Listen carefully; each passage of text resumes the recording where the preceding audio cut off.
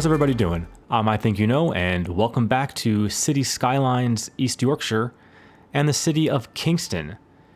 In today's episode, we're going to be building quite a lot and filling in this large area directly next to the side of the rails, including an entirely new rail interchange and an area for travelers to be staying. But what you're going to be seeing built first is that new rail interchange. I've really been wanting to develop the area directly to the northwest of the train station and directly south of that main road leading out west. But it was just too large to tackle, and I really was having a difficult time deciding what exactly should go into that space.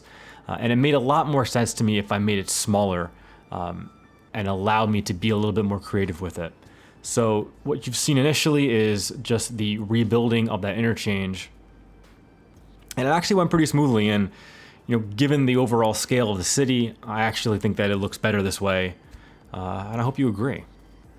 What's going to be built next, though, is kind of an extension of what we were building in the last episode. So if you happened to watch episode 17 and saw the area just to the south of what you're seeing on screen right now, we built a residential area with some transition into commercial and industrial. And I think given that the train tracks are right there, that it made a lot of sense to put that siding in place and build some additional infrastructure around it. Now, at this stage, you're not going to see the detailing of it. There'll be additional detailing of this area later in the episode. But I'm kind of envisioning it as an area that used to be heavy with rail traffic and now uses it very infrequently and only for certain needs and occasions. But just trying to make this built like somewhat in between a modern UK office park or industrial park and an older one. So kind of have this road running through it, but it's still really tight and it's really cramped. But I feel like I added just enough in this area, trying to be cautious of not putting too much traffic into this space. And that's also why in a minute here, you'll see me actually put in an office building there instead of an industrial building, just to kind of mix it up. I still think it looks, it looks the part. It looks like it's a building that should be there. But just sticking in a bunch of parking everywhere. And then I think this is probably the most that I've gotten to use trees on this map, maybe ever. And you'll be seeing a lot of this area next to these railroad tracks just gets ringed with trees, which you see in a lot of UK areas, not only up in the north, but really all over. That it's pretty common to, fence off a rail and then you just have it really heavily shrubbed in and treed in. And then next, I'm trying to think about how I'm transitioning this area because I don't want to continue to put down too many industrial assets that are going to bring a lot of truck traffic. So I found this supermarket that I had in my collection already. I believe it's a Morrison's. And I know there's already a few supermarkets around, but I kind of wanted one big mega mart. And, in Hull itself, the shopping center next to the train station that we've somewhat replicated in this build has a supermarket in it. But in this version in Kingston, I'm thinking I want something just outside the city. I think that parking garage is maybe a little bit too big. Let me know what you think about it. But I've considered removing it, but I haven't really quite made that decision yet. You'll see me now then plop down a school. This area is really in need of education, particularly secondary education, high school.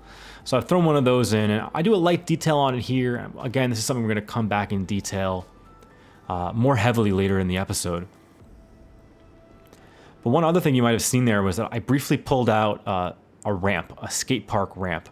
So I had these assets that are, kind of like design your own skate park, and it didn't make sense to put it behind a school because what school has a skate park? Only a really cool school, I guess, but can't really see that happening too much. But once I saw that, I figured it'd make a really good addition to this build. So it actually is going to get built in the lot next to the school in just a little bit. But first I needed to ring out this kind of curved area next to the loop of track.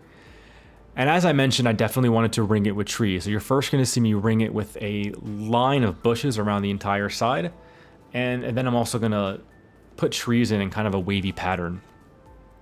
But what I wanted to build here the most was an area for travelers. So travelers is a phenomenon, in a variety of areas in Europe, but definitely in the UK. And these are, somewhat nomadic people, Romani people often who look for places to stay as they travel around whichever areas they please. And it can sometimes be kind of a contentious issue in the UK in terms of land use and their right to do this. But in a lot of cases, there's also places that are designated for them to allow to use freely. And I'm envisioning this as one of those. The town found a lot of land that is not incredibly desirable given that it's next to an active train track, but it is kind of a nice loop of space, and it's definitely the kind of area that you can see a town allotting for that purpose. And I decided if you're going to make it, you have to imagine that the people are there. So I went onto the workshop and I found these assets. It's a StarCraft trailer, which is the one where I'm hooking the cars up to them like that. And then the other two were like Ford, I think they're called Thors, which is just awesome. There's not a lot of, trailer camper assets on the workshop, but these ones are really good. I should have looked at who created them and called them out, but I'll try to, put a text bob over if I remember. And then I've really just gone to detailing this quite heavily. It certainly wouldn't look nice if it didn't get some love and care. And I'm imagining these people, have children. They want their kids to have some place to play. So I put in this kind of muddy soccer field. I figure it's getting overused. It's getting kind of run in, but, still a good place to get a match in.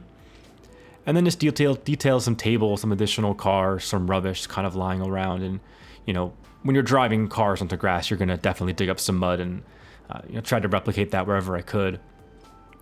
But one of the things that you'll see briefly at the end of this that I actually shot more of off camera is the block services. So not only did I want this to visually look like a traveler's camp, I wanted it also to function as one, to have people living there. So you can see there I kind of hid that block in the trees, but what I did when I came back later was I actually sunk a hole under that car closest to the road so there'd still be a road connection.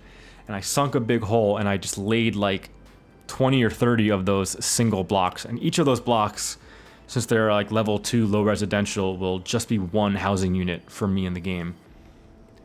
But I then put grass decals over it and kind of layered a few of those around, and you can't even tell. We'll take a look at it in the live play. There'll definitely be a live play at the end of this.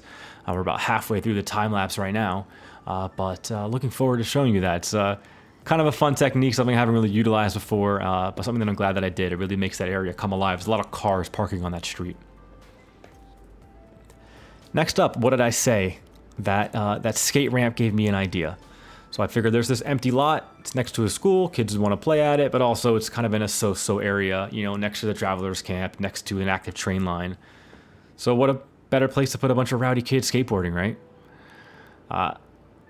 The first thing I'll say about this is that if anyone is into skateboarding, I know absolutely nothing about skate park design, so I'm sure whatever I've done here is horrendous and would not be something skaters would like to play with, but just kind of working with the assets that I have and, trying to detail it a decent amount and make it look fun. Skateboarding is actually something that I took up as a hobby maybe 3 or 4 years ago now.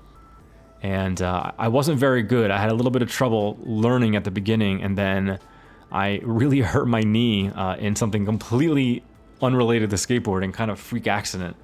And it just took a really long time for it to heal. It's better now, but I never got back into the skateboarding. But it's still hanging on my wall, so maybe one of these days.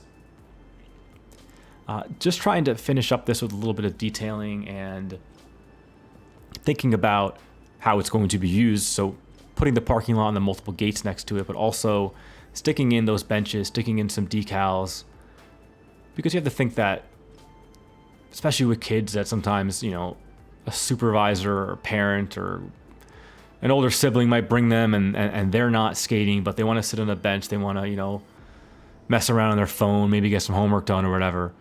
But try to make it kind of an inviting experience. And I think, despite it being in a kind of strange area, having it next to the school, I feel would really give it a lot of legitimacy. And I'm not sure if I captured this in any of my footage, but I also end up putting another one of those block services, but a low-level park directly into it. So the skate park should spawn. It should attract people to visit it. I mean, nobody will be skating. That's a shame, but, best you can do in the game. And what's up next here is just continuing the detail, and this is a new technique that I hadn't thought of before, and I really like this school. It's kind of a modern school, but it's not too much. Like, I feel like it fits in well with its surroundings, but it has those kind of built-in, undetailed, decaled parking spots behind it. And I always really hated that, but then I thought, if I can drag my own parking lot underneath it, it makes a lot more sense. You can see I stuck in the arrow decals, and I'm not really going crazy on the detailing here, as I usually don't, but given that this area has so much blacktop, asphalt, pavement, whatever the hell you want to call it, lying around, I decided to, go a little bit extra here, and this is where I'm actually detailing out a basketball court, and I maybe should have looked more. I don't know actually how common it would be to see a basketball court in a playground of a high school in the UK, but I mean, the sport exists, right? It could happen. This is a new school. They want to be hip. Maybe they built this in the 90s when, Jordan was a thing and everyone was crazy about basketball. And the next technique that you're going to have to see me employ here is using these surface networks, which I've definitely used before in a few situations. I think I used it a little bit at the marina, trying to cover up all the rough patches, but I really wanted to make a clean transition here between what is asphalt, what is pavement, and what is part of the train network, because I want the train here to have the same gravel bed to it that the main train lines coming out of the train station do. And I love these surface networks. They're great. They're not even really that fiddly.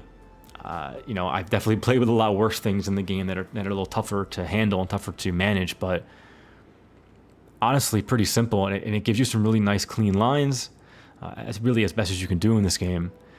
And it really just led to me also eventually detailing and putting in some cargo trains there, because I initially was like, I'll just leave it blank, like it's a dead siding, nobody ever uses it. But once the surface networks got laid down, I really thought that it made sense to put a few cartloads of things there and imagine that once in a blue moon they're going to pull things out of there. Yeah, there's that park tile that I laid down. It just barely fits in there, which is awesome.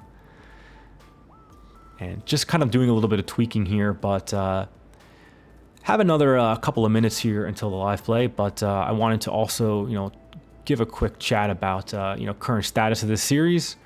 Going to continue to be moving forward on it. I know I keep promising more frequent episodes, but really dealing with the heat in New York is definitely setting me back in terms of being able to record audio comfortably. We got a nice cold front that moved in the other night, and gave us some, it's still warm out, but gave us some lowered humidity, some cooler weather. So definitely been enjoying that, and that's what's let me have the chance to sit down and record for you today. So hopefully this is coming out early next week, hopefully like a Monday or Tuesday release as I usually do. And we're going to push on to 20. Looking forward to that. And the last thing we're going to see here before we head into the live play is naming some neighborhoods, which is something that I should do more of, and I had the thought to do. What gave me the thought was that I wanted to see how many people the little block services for the travelers were doing. So I figured I'd make everything into neighborhoods. And the neighborhoods you see here are either made up entirely, taken from other neighborhoods in the north of England. I particularly looked at Manchester and Leeds. I think I looked in Bradford and Halifax, and just picked a few that I liked. And I also did pick one from Hull as well. I think I ended up calling one of them Drypool, which is actual neighborhood in Hull, or at least it is on a map. And wanted to give a little bit more homage, although like I said, the rest are all just taken from wherever. And speaking of wherever, let's get into our next location, which is the live play. It's coming up right now. All right, and here we are in the live play. Got a nice little train going by there.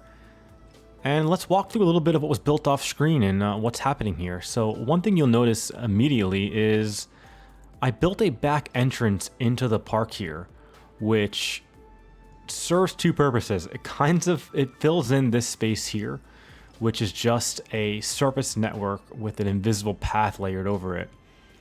into a gravel path and then more invisible paths, kind of winding its way through from the end of this visible path to the side of the road here. And again, it uses up this space in the corner, but also it lets this area kind of come to life. It has people walking over it. Not only people trying to cut through, but all the people that I buried in the cubes under here. And I'm going to show you. Can you spot it? Do you know where it is? It's kind of hard to find, right? Maybe you can see there's a bit of an edge of a decal right here, but very well buried and working exactly how I wanted it to. And I think it just really fills in the rest of this area quite nicely. You know, I don't know if I would have found the right thing to do in this kind of weird angled space if it wasn't for this concept, and I'm really glad that it worked out. As for the rest of this build, I think this kind of row of the supermarket, the school, and the skate park came out all right looking. I think maybe I could afford to do some more detailing work here, but really trying not to go overboard. I've already put in quite a bit, and I'll actually show you, I did some detailing on the roads as well. I try to put in some intersection marking tools wherever I can, and just trying to liven it up. Ooh, there's a car, it's flying, there it is. Still not sure about this parking garage. I definitely think it looks a little bit too big, but it is a good asset, and then having all the cars on top of it, I think is a really good look. So you know what? I'm just gonna keep it. I'm not gonna think about it too much.